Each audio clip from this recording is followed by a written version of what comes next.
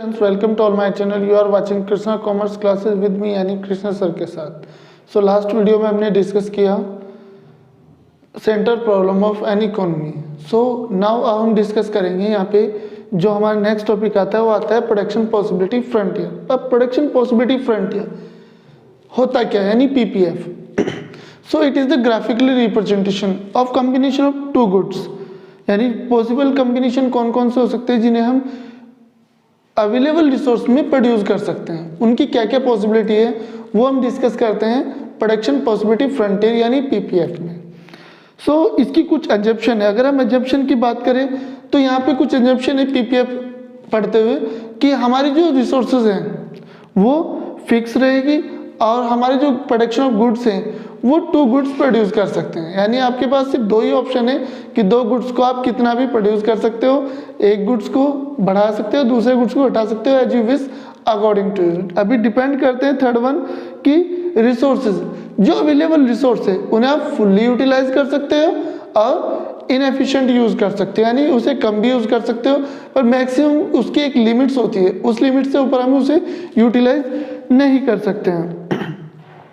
तो जो कर्व हमारा सीधी सी एक अगर मैं बात करूं एक प्रोडक्शन पॉसिबिलिटी कर्व में मैंने भी बताया कि हम दो गुड्स को तो गुड्स 2 एंड गुड्स 1 यहाँ हम दो गुड्स को सिर्फ प्रोड्यूस कर सकते हैं. उनकी पॉसिबिलिटी क्या है भाई, अगर ये कर्व समझो इस तरह से है तो अगर देखो यहाँ पे 0 है तो मैं सबसे ज़्यादा एक गुड्स को प्रोड्यूस कर रहा हूँ. अगर इस गुड्स को मैं थोड़ा कम कर लेता हूँ तो दूसरे गुड्स को मैं यहाँ से प्रोड्यूस कर सकता हूँ.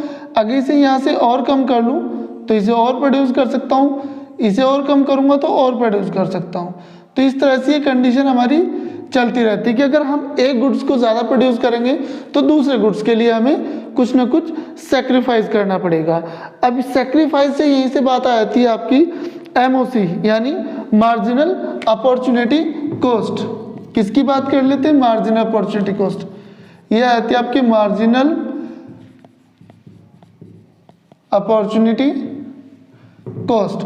अब मार्जिनल अपॉर्चुनिटी कॉस्ट है क्या, अगर हम बात करें मार्जिनल अपॉर्चुनिटी कॉस्ट की बात करें तो जितना भी हम एक यूनिट को प्रोड्यूस करने में यानी एक के गेन करने से एक गुड्स को गेन करने से दूसरे गुड्स में सेक्रीफाइस करते हैं वो सेक्रीफिकेशन ही हमारा क्या कहलाता है, मार्जिनल अपॉर्चुनिटी कॉस्ट. अभी मैंने यहाँ पे दो बात बताई कि अगर हम इस गुड्स को यहाँ से यहाँ तक सेक्रीफाइस कर लेते हैं, ये क्या कौन सा पार्ट आता है हमारा, सेक्रीफाइस.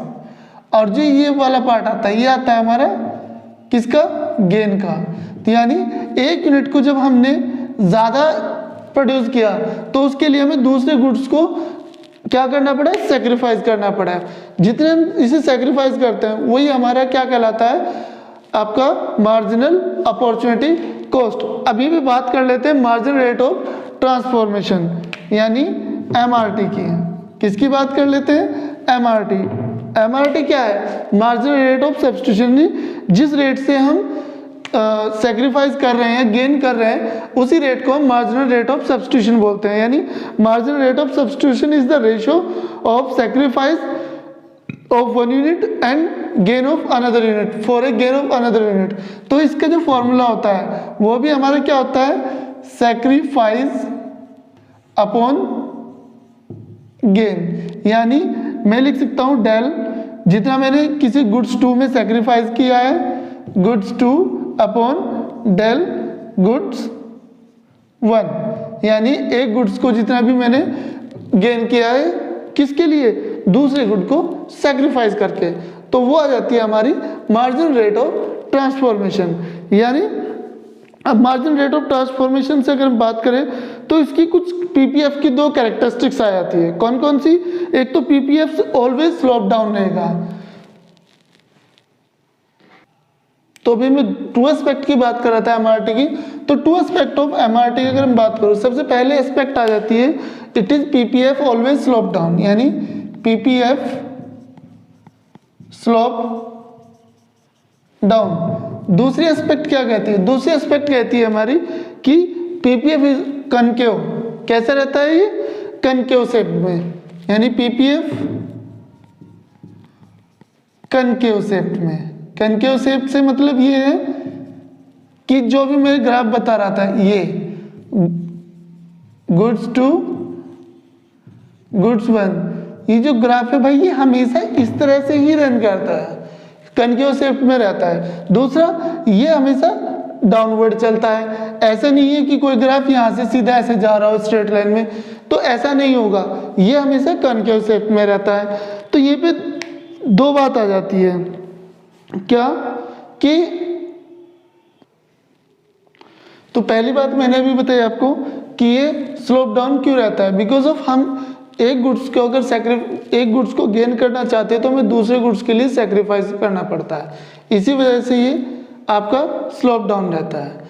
दूसरी बात ये पे मैंने बताई कनकेव वाली कंडीशन। कनकेव वाली कंडीशन क्या है, इसका जो मेन रीजन होता है वो होता है भाई आपका एमआरटी। एमआरटी की वजह से ही ये हमेशा कनकेव रहता है। अब ये पे दो बात आती है, क्या कि whether economy will always operate of PPF. PPF की अगर मैं बात करूं तो कुछ एक्स्ट्रा पॉइंट आ जाते हैं यहाँ पे कि पीपीएफ में हम क्या एक तरह से क्या चीज़ हमें फॉलो करनी चाहिए। तो यहीं पे बात आती है कि हमारा जो ग्राफ है इसी से हम समझ लेते हैं इसके आपके एक तरह से कह सकते हैं इकोनॉमिक में कि दो एस्पेक्ट कौन कौन सी है जो एग्जैक्ट पॉइंट होते हैं हमारे ऑप्टिमम यूटिलाइजेशन, यानी डिपेंड करती है हमारी कि how well we resource of the economy can be used. तो सिंपली हम दो तरह से यूज कर सकते हैं, एक क्या तो हम अंडर यूटिलाइज करेंगे। अंडर यूटिलाइजेशन मतलब ये कि हमारे पास हम प्रोडक्ट तो बहुत ज़्यादा प्रोड्यूस कर सकते हैं पर हम उतना कर नहीं रहे हैं। दूसरा, हम अपनी मैक्सिमम लिमिट तक कर सकते हैं, यानी उसमें आता है आपका ऑप्टिमम यूटिलाइजेशन ऑफ रिसोर्सेज। तो यहाँ पे दो बात आएगी, क्या, एक तो अंडर यूटिलाइजेशन, अंडर यूटिलाइजेशन होगा तो भाई ये मेरी मैक्सिमम लिमिट है, यानी हमें ये क्यों एक पॉइंट है तो ये हो गया मेरा अंडर यूटिलाइजेशन, यानी मेरी पॉसिबिलिटी क्या है इस पॉइंट तक जाने की है पर मैं नहीं जा पा रहा हूँ, किसी रीजन से मैंने उसे प्रोडक्शन को स्टॉप कर दिया है तो मैं वहां से अंडर यूटिलाइजेशन करूंगा। एक होती है मेरी ऑप्टिमम यूटिलाइजेशन, कौन सी, ऑप्टिमम, यानी जब मैं अपनी अवेलेबल रिसोर्स का प्रॉपर यूज कर लेता हूं तो मैं इस लाइन तक यानी इस पॉइंट तक पहुंच सकता हूं। ये बी सी डी ये मेरे कोई भी पॉइंट हो सकते हैं, ई एफ, यानी इस लाइन तक मेरी मैक्सिमम लिमिट होती है। और इससे बाहर अगर कोई पॉइंट दिया गया है, सपोज एच पॉइंट दिया गया है, तो भाई ये मेरी पहुंच से बिल्कुल परे है क्योंकि मेरे पास उतनी रिसोर्स भी नहीं है और ना मेरे पास वो फैसिलिटीज है कि मैं उसे अचीव कर सकता हूं। तो यहाँ पे दो बात आ जाती है, अटेनेबल और नॉन अटेनेबल की। तो नो अटेनेबल और नॉन अटेनेबल बहुत छोटे से उसमें समझते, जो मेरा अंडर यूटिलाइजेशन रहेगा ये मेरा रहेगा अटेनेबल। कौन सा है, अटेनेबल, यानी इस पॉइंट को मैं अटेंड कर सकता हूं। जबकि एच जो पॉइंट है ये मेरा आ जाता है आपका नॉन अटेनेबल। नॉन अटेनेबल मतलब इस चीज की इतना प्रोडक्शन करना मेरे पॉसिबिलिटी में नहीं है, तो वो पॉइंट आपके जिसे मैं अचीव नहीं कर सकता हूँ, इम्पॉसिबल पॉइंट है, वो नॉन अटेनेबल में रहेगा। और जिस पॉइंट को मैं इजीली अचीव कर सकता हूँ, यानी भले वो अंडर यूटिलाइज है पर वो अटेनेबल है। ठीक है, तो ये हमारे यहाँ पे पॉइंट आता है। उसके बाद अब अटेनेबल के बाद अगर हम बात करें तो पीपीएफ क्या भाई स्ट्रेट लाइन हो सकता है। कोई आपसे पूछे कि सर हमें तो दो बात बताई कि कनकेव होगा या आपका डाउनवर्ड स्लोप होगा, तो भाई एक बात हमेशा ध्यान रखना कि पीपीएफ स्ट्रेट लाइन हो सकता है, पर ये कब हो सकता है, ये उस कंडीशन में हो सकता है आपका पीपीएफ स्ट्रेट लाइन जब हमारी एमआरटी कांस्टेंट हो। ध्यान रखने वाली बात है कि कब हो सकता है, जब हमारी एमआरटी क्या हो, कांस्टेंट। तो ये एक स्ट्रेट लाइन भी हो सकता है, चाहे इसे आप अजम्पशन मान लीजिए या कोई इकोनॉमिस्ट आपसे पूछ ले तो उस कंडीशन में आप बता सकते हैं कि हाँ भाई हो सकता है। देन अब बात कर लेते हैं हम यहाँ पे रोटेशन या शिफ्ट होने की कि पीपीएफ शिफ्ट कैसे होता है। तो पीपीएफ शिफ्ट होने के लिए तो अब बात करते हैं हम पीपीएफ की कि ये मूव कैसे हो सकता है, या हो भी सकता है या नहीं भी हो सकता है। तो भाई यहाँ पे दो बात आती है, अगर आपकी जो बात करें यहाँ पे राइटवर्ड या, तो यहाँ पे प्रोडक्शन पॉसिबिलिटी फ्रंटियर की दो बात आती है कि ये मूव कैसे होगा। अगर सपोज दैट मेरा ये कर्व है भाई, इस कर्व में अगर मैं बात करूँ तो ये गुड्स 2 और ये गुड्स 1। अब गुड्स 1 और गुड्स 2 की बात करते हैं, तो यहाँ से मूवमेंट कैसे होता है। अगर मूवमेंट ये राइटवर्ड शिफ्ट होता है, कहाँ होगा, राइटवर्ड। यानी अगर मैं कहूँ कि जो कर्व है वो आपका यहाँ से राइटवर्ड शिफ्ट हो रहा है इधर की तरफ को, इसका मतलब ये है कि आपने, अगर हम टेक्नोलॉजी को अपग्रेड कर दें, किसे अपग्रेड कर दें, टेक्नोलॉजी अपग्रेड, तो ये हमेशा किस तरफ को मूव करेगा, राइटवर्ड को। मतलब ये कि अगर मेरे पास सपोज दैट पहले कोई मशीन नहीं थी तो मैं इतने प्रोडक्शन मेरी पॉसिबिलिटी थी, अब अगर मैं यहीं से इसी कर्व को बाहर यानी अपनी टेक्नोलॉजी को अपग्रेड कर लेता हूँ, नई मशीन लेके आ जाता हूँ, तो उस मशीन से क्या होगा भाई, मैं प्रोडक्शन ज़्यादा करूँगा ना, यानी ए से बी की तरफ को मूव करूँगा। जब यहाँ से दोनों कंडीशन में ये कंडीशन आ जाती है कि मैं यहाँ से भी इम्प्रूव कर रहा हूँ और यहाँ भी इम्प्रूव कर रहा हूँ, इसका मतलब ये है कि मेरी प्रोडक्शन पॉसिबिलिटी जो है वो बढ़ रही है। दूसरी बात आ जाती है आपकी डिग्रेडेशन की। डिग्रेडेशन की जब बात आती है, इसका मतलब क्या होता है कि डिग्रेड होने में क्या होगा कि मैं अपने प्रोडक्ट को कम प्रोड्यूस करूंगा। मतलब अगर मैं पुरानी मशीनरी को यूज करता रहूंगा तो प्रोडक्शन पॉसिबिलिटी मेरी ऑटोमेटिकली रिड्यूस हो जाती है। तो जब वो ऑटोमेटिकली रिड्यूस हो जाएगी तो उस कंडीशन में जो ग्राफ है वो मेरा लेफ्टवर्ड शिफ्ट होता है, यानी अंदर की तरफ को।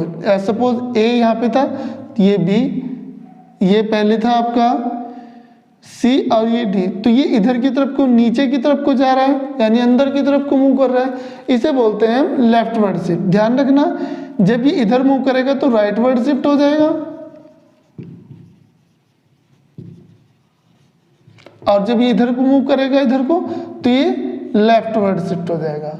इसका मतलब क्या है, इसका मतलब ये है कि जो मूवमेंट होगी हमारी, ये टेक्नोलॉजी अपग्रेड में था और ये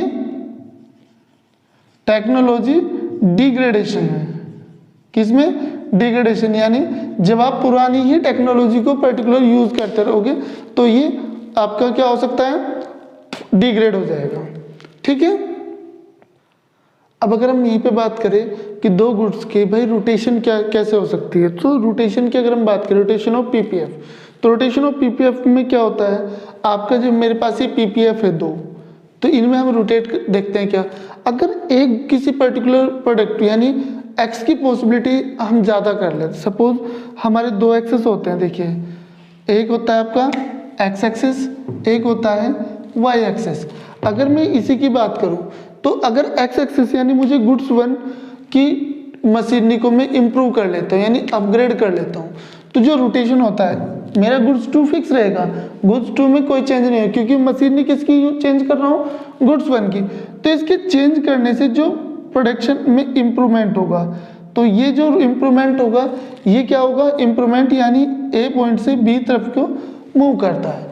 तो ये कौन सा रोटेशन होता है आपका, राइटवर्ड। ध्यान रखना है कौन सा, राइटवर्ड। और अगर इसके टेक्नोलॉजी को मैं डिग्रेड कर दूं यानी इंप्रूव ना करूं तो फर्स्ट गुड्स 2 कांस्टेंट रहेगा और गुड्स 1 हमारा लेफ्टवर्ड शिफ्ट हो जाएगा। इसमें हमारा क्या होता है, हमारी कमी आना होता है, यानी हमारी जो टेक्नोलॉजी है वो अपग्रेड नहीं हुई है, तो ये राइट लेफ्टवर्ड शिफ्ट हो जाता है। सेम उसी कंडीशन में मैं बात करूं अगर दूसरी बात की कि ये तो था गुड्स एक्स के लिए, भाई जरूरी नहीं है गुड्स वाई जो होता है हमारा उसके लिए भी तो चेंज हो सकता है। अगर मैं इसी टेक्नोलॉजी को गुड्स वाई के लिए इम्प्रूव करूंगा तो मेरा जो प्रोडक्शन होगा वो ऊपर की तरफ को शिफ्ट हो जाएगा, और अगर डिग्रेड करूंगा तो ये नीचे की तरफ को शिफ्ट हो जाएगा। ये होता है आपका राइटवर्ड शिफ्ट यानी इम्प्रूव टेक्नोलॉजी। इसमें हम अपनी टेक्नोलॉजी को इम्प्रूव कर लेते हैं, जबकि ये क्या होता है हमारा लेफ्टवर्ड शिफ्ट। लेफ्टवर्ड में कंडीशन क्या होती है, लेफ्ट वर्ड की जो कंडीशन है वो ये है कि यानी हमारी जो टेक्नोलॉजी है वो डिग्रेड हो रही है, अपग्रेड होने की वजह से वो क्या हो रही है, डिग्रेड, यानी हमारी जो पॉसिबिलिटी है दो गुड्स को प्रोड्यूस करने की वो कम हो जाती है। तो इस तरह से ये हमारा यहाँ से रोटेशन चल सकता है। सो यहाँ पे हमारा जो PPF है यानी प्रोडक्शन पॉसिबिलिटी फ्रंटियर या प्रोडक्शन पॉसिबिलिटी कर्व यहाँ पे ख़त्म हो जाता है। अगर वीडियो अच्छी लगे तो वीडियो को लाइक करें, शेयर करें। अगर आप मेरे चैनल पे नए हैं तो सब्सक्राइब करें। Thank you very much.